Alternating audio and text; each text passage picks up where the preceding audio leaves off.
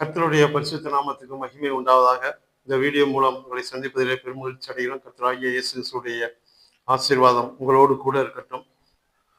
ஒரு வேத பகுதியை வாசிக்கிறேன். 1 சாமுவேலின் புஸ்தகம் 16வது அதிகாரம் 14வது வசனம். கர்த்தருடைய ஆவி சவுலை விட்டு நீங்கினார். கர்த்தரால் வரவிடப்பட்ட ஒரு பொல்லாத ஆவி அவனை கலங்க பண்ணி கொண்டிருந்தது. சவுல் அபிஷேகத்தை இழந்த பின்பு அவர் ராஜாவாக இருந்தார். ஆனா அநேகர் நினைக்கிறாங்க இவர் வல்லமையாக கர்த்தரால் பயன்படுத்தப்பட்டார் அப்படின்னு சொல்லி. அதை குறித்து தான் இன்றைக்கு தியானிக்க போறோம். இவர் சவுல் ஒரு பென்யமீன் கோத்திரத்தை சேர்ந்தவர். இஸ்ரேல் தேசத்தினுடைய முதல் ராஜாவாக இவர் அபிஷேகம் பண்ணப்படுகிறார் தீர்க்கதரிசியாகிய சாமுவேல் மூலமாக. அப்படி அபிஷேகம் பண்ணப்பட்ட பின்னாடி இவர் கர்த்தருக்கு கீழ்ப்படிந்து நடந்தாரா அப்படின்னு பார்த்தோம்னா இல்ல, ஒரு ராஜாவுடைய ஸ்தானத்துல போயிட்டாரு. ஒரு சின்ன கோத்திரத்தை சேர்ந்த ஒருவர் ஒரு ராஜா வருகிறார். ராஜா வந்துட்டு அதுலயும் நான் அற்பமான மனுஷன்னு சொல்லி அவரே சொன்னா கூட நம்ம வேதத்துல இருந்து வாசிக்க முடியும். அப்படிப்பட்ட ஒரு சூழ்நிலையில இருந்தவர் ராஜாவாக அபிஷேகம் பண்ணப்பட்டு ராஜாவான பின்னாடி என்ன பண்றாரு அப்படின்னு பார்த்தோம்னா, முதல்ல வந்து அவர் அம்மோன் புத்திரரோடு கூட யுத்தத்துக்கு போனப்ப பார்த்தோம்னா ஒரு ஜெயத்தை பெற்றார். நல்லா தான் போய்கிட்டு இருந்துச்சு. ஆனா சாமுவேல் தீர்க்கதரிசி அவரை வந்து பாக்குறார். சவுல் ராஜாவை வந்து நீ வந்து அமலேக்கியர் மேல கர்த்தருக்கு இருக்கக்கூடிய கோபத்தை வந்து நீ ஆற்றணும், நீ அமலேக்கியர் மேல யுத்தத்துக்கு போ, எல்லாத்தையும் வந்து சங்காரம் பண்ணிரு, அழிச்சிரு அப்படின்னு சொல்லி சொல்றாரு. எந்த விதமான நர ஜீவன்களோ மிருக ஜீவன்கள் எதையுமே வந்து மிச்சம் வைக்க கூடாது, எல்லாத்தையும் அழிச்சிடணும் அப்படின்னு சொல்லிதான் அங்க சாமுவேல் தீர்க்கதரிசி சவுல் ராஜாவை அனுப்பி வைக்கிறார். சரின்னு சொல்லிட்டு சவுலும் தன்னுடைய ஜனங்களை அழைத்து கொண்டு யுத்தத்துக்கு போகிறார். அப்படி யுத்தத்துக்கு போறப்ப பார்த்தோம்னா முதல் தரமான ஆடு மாடுகள் எல்லாம் அப்படியே மிச்சமா வச்சிடுறாங்க. முழுசுமா வந்து அவங்க அழிச்சு போடலை. அழிச்சு போடாம மிச்சம் வச்சுட்டு வர்றாங்க, ஜெயத்தை பெற்றுக்கொள்ளுறாங்க. அந்த ராஜாவை, அதாவது அமலேக்கியருடைய ராஜாவை உயிரோட பிடித்து கொண்டு வருகிறாங்க. வந்து என்ன செய்யறாங்க அப்படின்னு பார்த்தோம்னா, அதுக்கப்புறம் கர்த்தர் சாமுவேலோடு கூட பேசுகிறார். நான் வந்து சவுல ராஜாவாக்கினது எனக்கு வந்து மனஸ்தாபமா இருக்கு அப்படின்னு சொல்லி சொல்றார். சொன்ன உடனே இவர் வந்து ரொம்ப துக்கப்படுகிறார். துக்கப்பட்டுட்டு சவுலை சந்திக்கிறதுக்காக தீர்க்கதரிசியாகிய சாமுவேல் போறாரு. அப்படி போறப்ப பார்த்தோம்னா 2 பேரும் பேசுறாங்க. பேசிட்டு இருக்கிறப்ப பார்த்தோம்னா, நீ வந்து ராஜா வராதபடிக்கு ஆண்டவர் வந்து உன்னை தள்ளி போட்டுட்டார் அப்படின்னு சொல்லி சொல்றாரு. ஆனா நீ வந்து கீழ்ப்படியாம போயிட்ட. இரண்டகம் பண்ணுதல் பில்லி சூனிய பாவத்திற்கும், முரட்டாட்டம் பண்ணுதல் அவபக்திக்கும் விக்கிரகாராதிக்கும் சரியா இருக்கிறது அப்படின்னு சொல்லி தீர்க்கதரிசி ஆகிய சாமுவேல் சவுலை பார்த்து சொல்றாரு. ஆனா இவர் என்ன செய்யறார் அப்படின்னு பார்த்தோம்னா, தன்னுடைய பாவத்தை வந்து மறைக்கிறார். ஆண்டவரே நான் தப்பு பண்ணிட்டேன், என்னை வந்து மன்னிச்சிருங்க அப்படின்னு சொல்லி இவர் கேட்கல. கேட்காம என்ன செய்யறாரு அப்படின்னா,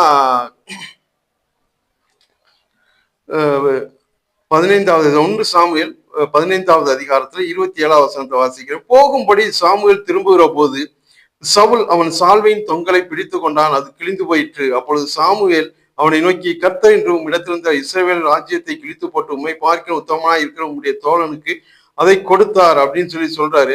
ஆனாலும் அடுத்து 30வது வசனத்துல சொல்றாரு, அதற்கு அவன், நான் பாவம் செய்தேன், இப்போதும் என் சனத்தின் மூப்பருக்கு முன்பாகவும் இஸ்ரவேலுக்கு முன்பாகவும் நீர் என்னை கனம் பண்ணி நான் உங்களுடைய தேவனாய கர்த்தரை பணிந்து கொள்ளும்படிக்கு என்னோட கூட திரும்பி வாரும் என்றான். அதாவது பாவம் செய்தேன்னு சொல்றாரு. யார்கிட்ட சொல்றாருன்னா சாமுவேல் கிட்ட தான் சொல்றாரு. கர்த்தரிடத்துல வந்து ஆண்டவரே நான் பாவம் செஞ்சுட்டேன், நான் மன்னிச்சிருங்க அப்படின்னு சொல்லி இவர் வந்து பாவ அறிக்கை செய்யல. கர்த்தரோடு கூட ஒப்புரவாகணும் அப்படின்னு சொல்லி இவர் முயற்சி பண்ணல. முயற்சி பண்ணாம என்ன செய்யறாரு அப்படின்னு பார்த்தோம்னா, நான் வந்து கர்த்தரை பணிந்து கொள்ள போறேன், என்னுடைய சனத்துக்கு முன்பாக இஸ்ரவேலுக்கு முன்பாக நீ கனம் பண்ணு. தீர்க்க தரிசியை பார்த்து ஒரு ராஜா சொல்ற, நீ என்ன செய்ய, என்ன கனம் பண்ணு அப்படின்னு சொல்லி சொல்றாரு. இவர் வந்து கணத்தை விரும்பக்கூடியவராக இருக்கிறார். நம்ம ஒரு ராஜாவா இருக்கிறோம், அந்த ஸ்தானத்தை வந்து இவர் விட்டு கொடுக்கல. விட்டு கொடுக்காதபடிக்கு தன்னுடைய கணத்தை தான் காப்பாற்றணும் அப்படின்னு சொல்லி பாக்குறாரே தவிர, நாம தவறு செஞ்சிட்டோம், பாவம் செஞ்சிட்டோம், கர்த்தரோடு கூட ஒப்புரவாகணும், ஐக்கியமாகணும், அந்த முயற்சியை வந்து இவர் எடுக்கவே இல்லை. அதனாலதான் பாக்குறோம் அடுத்து வந்து இதே மாதிரி தவறுக்கு மேல தவறு செய்து கொண்டே போறான். கீழ்ப்படியாமைங்கிற அந்த பாவம் இவருக்குள்ளாக அந்த அப்படியே நிலைச்சு போய் இருக்கு. அதை விட்டு இவர் வெளியே வர மாதிரியே தெரியல. ஆனா பார்த்தோம்னா அடுத்தடுத்து வரக்கூடிய நாட்கள்ல பெரிய பெரிய யுத்தங்களை வந்து இஸ்ரவேல் ஜனங்களை அழைத்து கொண்டு போய் அங்க இருக்கக்கூடிய பெலிஸ்தர்களோடு யுத்தம் செய்தார், அம்மோன் புத்திரர்களோடு யுத்தம் செய்தார், மோவாபியரோடு யுத்தம் செய்தார். யாரு மேலெல்லாம் படையெடுத்தாரோ அத்தனை பேரையும் அப்படியே அவர் வந்து மடங்கடித்து போட்டார் அப்படின்னு சொல்லி பார்க்கிறோம். கடைசியில பெலிஸ்தரோடு நடந்த அந்த யுத்தம் வரைக்கும் பார்த்தோம்னா சவுல் வந்து தோல்வியை சந்தித்ததே கிடையாது.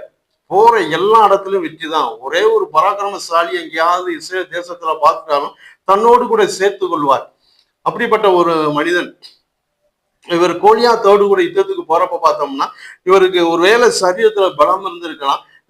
இவர் நினைச்சிருந்தா கோலியாத்தோடு கூட யுத்தம் பண்ண போயிருந்திருக்கலாம். ஆனா போகல. ஒருவேளை வந்து ஜனங்கள் வந்து அவரை பயமுறுத்தி இருந்திருக்கலாம். கூட இருந்த ராணுவ வீரர்கள் பயமுறுத்தி இருந்திருக்கலாம். அல்லது அவருடைய பிள்ளைகளை கூட பயமுறுத்தி இருந்திருக்கலாம். ஆனா ஏதோ ஒரு காரணத்தினால இவர் போகல. ஆனா எல்லாவற்றுக்கும் மேலாக தாவீதை கொண்டு கோலியாத்தை முறியடிக்க வேண்டும் என்பது தேவ சித்தம், கர்த்தருடைய சித்தம். அந்த காரியத்தை அவர் செய்தபடினாலதான், கர்த்தர் செய்தபடினாலதான் தாவீது போய் அங்க கோலியாத்தை முறியடிக்க முடிந்தது. இன்னும் பார்த்தோம்னா இவர் கர்த்தருக்காக வைராக்கியமா இருந்தார் அப்படின்னு சொல்லி நம்ம பார்க்க முடியும். கீழ்ப்படியல, ஆனா கர்த்தருக்காக வைராக்கியமா இருந்தார். கடைசியாக பிலிஸ்தரோடு கூட கில்போவா மலையில நடந்த யுத்தத்துல பார்த்தோம்னா அங்க ஜனங்கள் வெகு திரளா இருக்கிறாங்க, பிலிஸ்திய ஜனங்கள். இந்த ஜனங்களை பார்த்துட்டு இவர் பயப்படுறாரு. அப்ப குறி சொல்றவங்களை தேடுங்க, நான் போய் அவங்க கிட்ட போய் கேட்கணும். ஏன்னு சொன்னா எனக்கு ஆண்டவர் வந்து எனக்கு எந்த விதமான வெளிப்பாடும் கொடுக்கல, தீர்க்க தரிசனத்தினால எனக்கு எந்த வெளிப்பாடும் கிடைக்கல, இந்த யுத்தத்துல நான் ஜெயிப்பனா தோத்து போயிடுவேனா, எனக்கு எந்த ஆலோசனையும் கிடைக்கல அப்படின்னு சொல்லிட்டு குறி சொல்றவங்களை யாராவது தேடுங்க அப்படின்னு பார்த்தோம்னா கிடைக்கல. ஒரே ஒரு ராணுவ வீரர் சொல்றா, இந்த எந்த கோரிங்கிற ஒரு இடத்துல வந்து ஒரு அம்மா இருக்கிறாங்க அப்படின்னு சொல்லி அவங்க சொல்றாங்க. என்ன நடந்தது அப்படின்னு பார்த்தோம்னா கர்த்தருக்காக ஒரு வைத்திருந்த வைராக்கியத்தின் நிமித்தம் பார்த்தோம்னா அங்க இருக்கக்கூடிய குறி சொல்லுகிறவர்கள், மந்திரவாதிகள் எல்லாரையும் வந்து கொல்ல முடிஞ்சவங்களை கொன்று அழித்து போட்டார். அநேகரை வந்து தன்னுடைய தேசத்தை விட்டே வந்து இவர் துரத்தி விட்டுட்டார். இதனாலதான் பார்த்தோம்னா அங்க வந்து குறி சொல்லுகிறவர்களை இவங்க தேடி அலைய வேண்டிய சூழ்நிலை இருந்தது.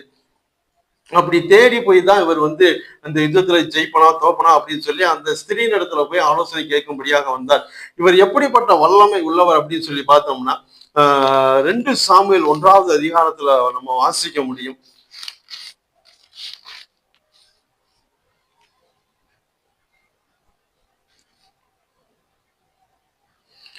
2 சாமுவேல் 1வது அதிகாரம் 22வது வசனம். கொலையுண்டவர்கள் ரத்தத்தை குடியாமலும் பராக்கிரமசாலியின் இனத்தை உண்ணாமலும் யோனத்தானுடைய வில் பின்வாங்கினதில்லை, சவுலின் பட்டயம் வெறுமையாய் திரும்பினதில்லை.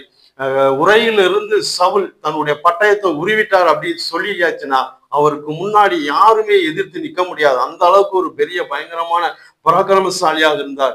அவர் உருவிட்டார்னா அவ்வளவுதான், எதிர்த்து எத்தனை பேர் வந்தாலும் அடிச்சு போட்டு போயிட்டே இருப்பாரு.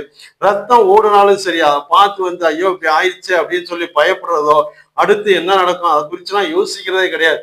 பட்டயத்தை உருவினார்னா எதிரிகளை வந்து அப்படியே சங்காரம் பண்ணிட்டு போய்கிட்டே இருப்பார். யாருமே வந்து அவருக்கு முன்னாடி எழுத்து நிற்க முடியாது. அதனாலதான் தாவீது தன்னுடைய புலம்பல்ல பாடுகிற பொழுது சவுலின் பட்டயம் வெறுமையாய் திரும்பினது இல்லை அப்படின்னு சொல்லி தெளிவா சொல்றாரு. இந்த நாட்கள்ல பார்த்தோம்னா ஸ்கூல் பசங்களுக்கு கூட பட்டயத்தினால அந்த பயிற்சி கொடுப்பாங்க, எப்படி யுத்தம் பண்றது அப்படின்னு சொல்லி. அது பழைய கால யுத்த முறையா இருந்தாலும் இன்னும் ஒரு சில பள்ளிக்கூடங்கள்ல இந்த பயிற்சி கொடுக்குற காரியம் நடக்கிறது. பார்த்தோம்னா ஒருத்தர் பட்டயத்தை வச்சு இன்னொருத்தர் டொக்கு டொக்குன்னு அடிச்சுட்டு தான் பார்க்க முடியும். ஆனா சவுல் வந்து அப்படி கிடையாது. பட்டயத்தை உருவிட்டாருன்னா அவருக்கு முன்னாடி ஒருவர் நிக்க முடியாது, போட்டு தள்ளிட்டு போய்கிட்டே தான் இருப்பார் அடுத்த இடத்துல. இவர் கடைசியில் நடந்த யுத்தத்துல இவர் எப்படி தோல்வியை சந்தித்தார், எப்படி மரணம் அடைந்தார் அப்படின்னு சொல்லி பார்த்தோம்னா பிலிஸ்தர்கள்ட்ட வந்து பெரிய அளவுல குதிரைப்படை இருந்தது.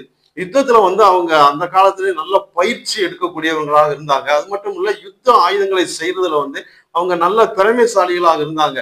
இஸ்ரேல் ஜனங்களே பார்த்தோம்னா யுத்த ஆயுதங்களை வந்து வாங்கணும் அப்படின்னு சொன்னா அவங்க பெலிஸ்தர்கிட்ட போய் தான் வாங்க வேண்டியிருந்தது. அப்படிப்பட்ட ஒரு சூழ்நிலை இருந்தது. ஏன்னு சொன்னா அந்த யுத்த ஆயுதங்களை செய்யறது இல்லையும் அதுல நல்லா பழக்கப்பட்டவங்களாக பெலிஸ்தர்கள் இருந்திருக்கிறாங்க. அது மட்டும் இல்ல அவங்ககிட்ட வந்து இருப்பு ரதங்கள் இருந்தது அப்படின்னு சொல்லி நம்ம வேதத்துல வாசிக்க முடியும். பெலிஸ்தர்கிட்ட வந்து அந்த நாட்களே இருப்பு ரதங்கள் இருந்தது. அப்ப இந்த யுத்தம் நடக்கிற பொழுது என்ன நடந்தது பார்த்தோம்னா வில் வீரர்கள் வந்து அப்படியே சூழ்ந்து கொள்கிறாங்க சவுலை. ஏன்னு சொன்னா அவருக்கு முன்னாடி ஏத்தாப்புல போய் நிக்க முடியாது, நின்னா அவர் போட்டு தள்ளிடுவாரு, அவரை ஜெயிக்க முடியாது. பெலிஸ்தர்களுக்கு இந்த காரியம் நல்லாவே தெரியும். அதனால என்ன செஞ்சாங்கன்னா இவங்க ரதத்துல இருப்பு ரதங்கள்ல இருந்து 100கணக்கான ராணுவ வீரர்கள் அப்படியே சூழ்ந்து இருக்கணும்.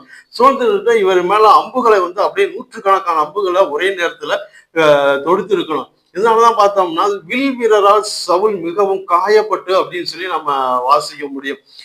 வாசிக்கிறோம் 1 சாமுவேல் புஸ்தகம் 31வது அதிகாரம் 3வது வசனம். சவுலுக்கு விரோதமாய் யுத்தம் பலத்தது, வில்வீரர் அவனை கண்டு நெருங்கினார்கள். அப்பொழுது சவுல் வில்வீரரால் மிகவும் காயப்பட்டு இந்த வில் வீரர்கள் தூரத்துல இருந்து வில் அம்புகளை எய்து இவரை வந்து காயப்படுத்தினாங்க. அதுவும் ஒருத்தர் ரெண்டு பேர்ல நூற்றுக்கணக்கான ஆட்கள் சூழ்ந்துதான் இந்த காரியத்தை செய்திருக்கணும். அப்படி இல்லைன்னா இவங்க வந்து சவுலை வந்து ஜெயிக்கவே முடியாது. அந்த அளவுக்கு பராக்கிரமசாலியான ஒரு மனிதர். இப்படி நடக்கிற பொழுதுதான் பார்த்தோம்னா இவர் பாக்குறாரு, சரி இதுக்கு மேல இவங்களால செத்து போயிருமா அப்படிங்கிற ஒரு சந்தேகம் வந்த பொழுதுதான் தன்னுடைய ஆயுததாரியை பார்த்து சொல்றாரு, நீ வந்து என்ன செய்யணும், குத்தி போட்டு கொன்று நான் அந்த விருத்த சதனம் இல்லாத பெலிஸ்தருடைய கையினால வந்து நான் மரித்து போக கூடாது அப்படின்னு சொல்றாரு. ஆனா அந்த ஆயுததாரி சொல்றாரு, நான் வந்து என்ன செய்ய மாட்டேன், அப்படி செய்ய மாட்டேன் அப்படின்னு சொல்றாரு. ஏன்னு சொன்னா இவருக்குள்ள பயம் வந்துருச்சு, சவுளை போய் நம்ம கொள்றதா, ஒரு ராஜாவை போய் கொள்றதா அப்படின்னு சொல்லி. அதனால பார்க்க தன்னுடைய பட்டயத்தை நட்டு அதுக்கு மேல வந்து அப்படியே செத்து போறார். இவர் செத்து போனது தெரிஞ்சு கன்ஃபார்ம் ஆன பின்னாடிதான் இவருடைய ஆயுததாரியும் பட்டயத்தை நட்டு விழுந்து செத்து போனார். அப்ப ஒரு அமலேக்கிய வாலிபன் வந்து தாவீது கிட்ட சொன்னானே அப்படின்னு சொல்லி பார்த்தோம்னா, சவுளுடைய தலையை கொண்டு வந்துட்டேன், நான் வந்து சவுளை குத்தி போட்டேன், சவுளை வெட்டி போட்டுட்டு அவர் தலைக்கு மேல இருந்த அந்த ராஜ முடிய கிரீடத்தை எடுத்துட்டு வந்துட்டேன் அப்படின்னு சொன்னானே அப்படின்னு பார்த்தோம்னா, செத்து போன சவுளுடைய தலையில இருந்த அந்த கிரீடத்தை தான் என்ன செஞ்சிருக்கணும், எடுத்துட்டு வந்திருக்கணும். ஏன்னா வேதம் தெளிவா சொல்லுது, அவரு பட்டயத்தை நட்டு அது மேல வந்து என்ன செஞ்சிட்டாரு, இறந்து போயிட்டார் அப்படின்னு சொல்லி. இறந்து போன சவுளுடைய அந்த தலையில் இருந்த முடியத்தான் என்ன செஞ்சிருக்கணும், ராஜ முடி அப்படின்னு சொல்லுவாங்க, கிரீடம் சொல்லுவாங்க. அந்த கிரீடத்தை வந்து என்ன செஞ்சிருக்கணும், ஏதாவது தனக்கு பரிசு கிடைக்கும் அப்படின்னு சொல்லி தாவீது கிட்ட வந்து அந்த அமலேக்கியன் சொல்லி இருக்கணும். அதான் வந்து நடந்திருக்கு. சரி, சவுலு கிட்ட இருந்து நம்ம கற்றுக்கொள்ள வேண்டிய காரியம் என்ன அப்படின்னு பார்த்தோம்னா, கர்த்தருடைய ஆவி சவுலை விட்டு நீங்கினார்னு சொல்லி வேதத்துல வாசிச்சோம் பாத்தீங்களா. ஆவியானவர் அவரை விட்டு வெளியேறிட்டார். ஆனா அவருக்குள்ள வந்து அபிஷேகம் இல்லை. இன்றைக்கு ஒரு சில ஆட்கள் சொல்றது, போதகர்கள் சொல்றது என்னன்னா, நீங்க வந்து தவறு செஞ்சுட்டாலும் உங்களுக்குள்ள வந்து அந்த அபிஷேகம் இருக்கும், அந்த அபிஷேகத்தினால நீங்க வந்து கர்த்தருக்காக பெரிய காரியங்களை செய்ய முடியும் அப்படின்னு சொல்லி பிரசங்கம் பண்றதை பார்க்க முடியும். நிச்சயமா இல்லை. அப்படிப்பட்ட பிரசங்கத்தை பார்த்து ஏமாறாதீங்க. அது ஒரு தவறான ஒரு காரியம். கர்த்தருடைய அபிஷேகம், கர்த்தருடைய ஆவியானவர் அவங்களை விட்டு விலகிட்டார் அப்படின்னு சொன்னா, மறுபடியுமாக அந்த அபிஷேகத்தை புதுப்பித்துக் கொள்வது என்பது ரொம்ப கடினமான காரியம். நீண்ட நாட்கள் அதுக்காக உபவாசிக்க வேண்டியிருக்கும், கர்த்தருடைய பாதத்துல நீண்ட நேரம் விழுந்து கிடக்க வேண்டியது இருக்கும். அப்படியெல்லாம் இருந்தா தான் அந்த அபிஷேகத்தை வந்து மறுபடியுமாக பெற்றுக்கொள்ள முடியும்.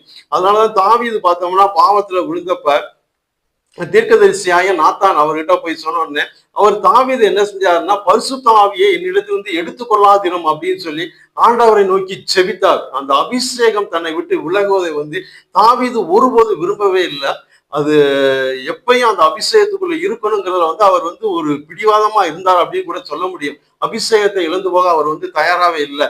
ஆனா சவுல் இடத்துல இருந்து அந்த அபிஷேகம் விலகுனதை வந்து அவரால் உணர்ந்திருக்க முடியும். அவருக்குள்ள அந்த அசுத்தாவி வந்திருக்க பார்க்க முடியும். ராணுவ வீரர்களே சொல்றாங்க, ஒரு சுரமண்டல வாத்தியக்காரனை வாசிக்கிறது கொண்டு வர்றான், அந்த நேரத்துல இங்க உங்களுக்கு வந்து சுகம் உண்டாகும் அப்படின்னு சொல்லி.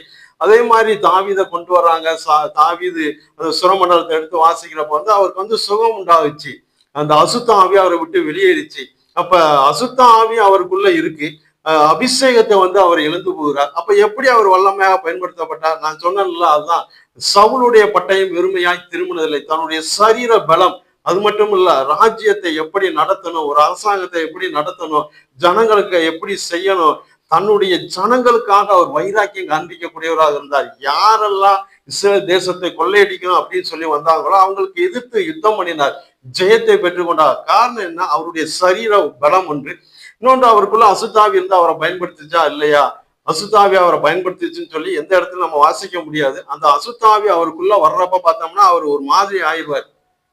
அவரால் வந்து எந்த வேலையும் செய்ய முடியாது.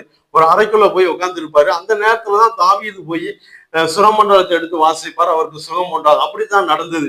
ஆனா ஆவியானவர், பரிசுத்த ஆவியானவர் அவரை எடுத்து பயன்படுத்தினாரா அப்படின்னு சொல்லி பார்த்தோம்னா நிச்சயமா கிடையவே கிடையாது. தன்னுடைய சரீர பலத்தினாலதான் அவர் கடைசி வரை தன்னுடைய ராஜ்யத்தை, தன்னுடைய ஆளுகையை நன்றாக வைத்திருந்தார். அந்த கடைசி யுத்தத்திலே வந்து பிலிஸ்தர்கள் வந்து பல நூற்றுக்கணக்கான இராணுவ வீரர்கள் சேர்ந்து அவர் சூழ்ந்து கொண்டு அம்பெய்துதான் கொல்ல முடிஞ்சு, கொல்ல கூட முடியல. மிகவும் காயப்பட்டதுனால அவரே தற்கொலை பண்ணிக்கிட்டார். அவ்வளவுதான்.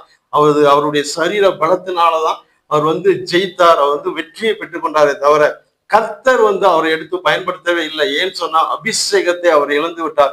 ஒரு மனிதன் பரிசுத்த ஆவியானுடைய அபிஷேகத்தை இழந்து போவானே ஆனால் அவன் மறுபடியுமாக அந்த அபிஷேகத்தை பெற்றுக்கொள்வது ஒரு கடினமான ஒரு காரியமாகத்தான் இருக்கும். நம்ம அபிஷேகத்தை பெற்றுக்கொண்டோம்னா அதுல அதை தக்க வச்சுக்கிறதுக்கு நம்ம எதையெல்லாம் செய்ய முடியுமோ, எந்த அளவுக்கு பரிசுத்தமா இருக்க முடியுமோ அந்த அளவுக்கு பரிசுத்தத்துக்குள்ளதான் ஓடணும்.